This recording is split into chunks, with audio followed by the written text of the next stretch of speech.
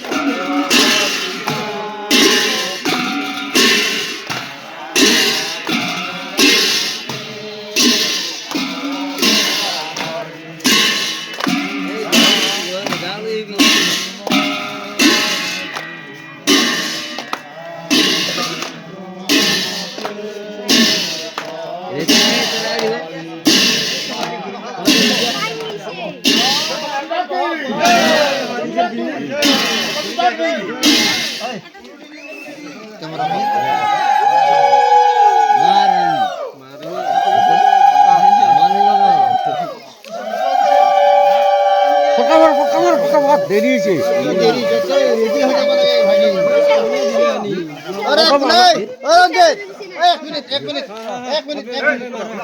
Ready হবে যে আমাৰ 1 মিনিট দাদা হয় ৰেডি হন আমাৰ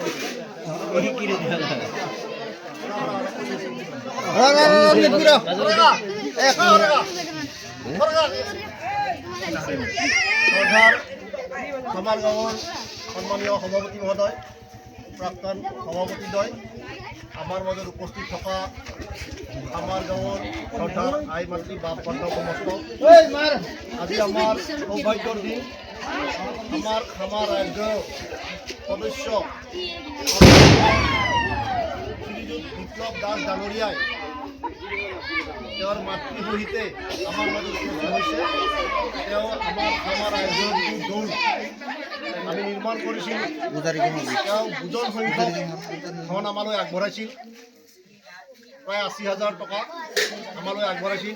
আমি আমাৰ ৰাজগড়ৰ তেওঁৰ লগতে তেওঁৰ পৰিয়ালৰ ওচৰত চিৰকৃতজ্ঞ হৈ ৰম। আমাৰ ৰাইজে সদায় যেন তেওঁলোকৰ পৰিয়ালটোৰ ওচৰত চিৰকৃতজ্ঞ হৈ থাকে সেইটো মই অনুৰোধ জনালোঁ। আৰু এই মহৎ কামটো আজি আমাৰ ৰাইজ জন্ম হোৱা প্ৰায় 100 বছৰ হৈছে, এই কামটো কিন্তু আমি কৰিব পৰা নাছিলোঁ। আজি বিপ্লৱ দাসৰ আশীৰ্বাদত আমি এইখিনি কাম কৰিবলৈ সক্ষম হৈছোঁ আৰু ৰাইজৰো যথেষ্ট সহযোগ আছে। প্ৰতিটো পৰিয়ালে কম বেছি সহযোগ কৰিছে, কিন্তু সৰ্ববৃহৎ সংখ্যক ধন আগবঢ়াইছে বিপ্লৱ দাসে। গতিকে আমি বিপ্লৱ দাসৰ ওচৰত চিৰকৃতজ্ঞ আৰু বিপ্লৱ দাস আমাৰ কাৰণে চিৰনমস্য হৈ থাকক ভগৱানৰ ওচৰত আমি তেওঁৰ সুস্বাস্থ্য কামনা কৰিলোঁ, দীৰ্ঘায়ু কামনা কৰিলোঁ। আজি তেওঁ আমাৰ মাজত উপস্থিত হৈ এই দৌল গৃহটোৰ আমাৰ ফিতা কাটি উন্মোচন কৰিব আৰু তাৰ আগমুহূৰ্তত তেখেতৰ সুস্বাস্থ্য কামনা কৰি আটাইকে এটা হৰিধ্বনি দিবলৈ আমি অনুৰোধ জনাওঁ। এটা হৰিধ্বনি দিয়া হৰিধ্বনি দি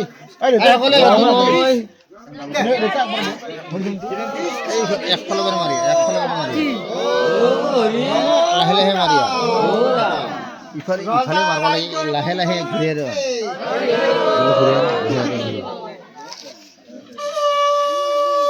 ইফালে ইফালে মাৰ ইফালে মাৰ ইফালে মাৰ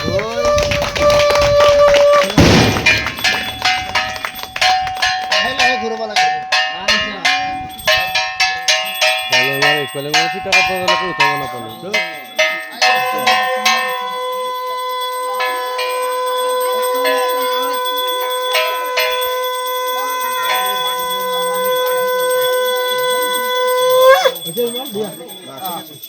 ওই জীবন আছে